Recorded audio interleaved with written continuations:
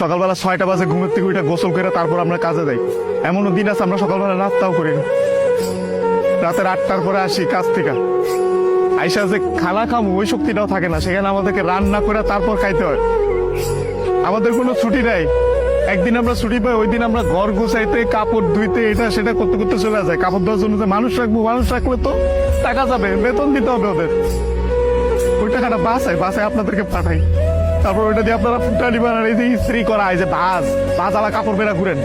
আর এই যে কাপড়, আমরা কাপড় পরতে পারি না ওইখানে। এই যে এখানে দেখেন না ভালো ভালো কাপড় পরে ঘুরতেছি, এটা খালি আব্বা আম্মা আত্মীয় স্বজন দেখে ভাবে যে পোলা অনেক সুখে আছে।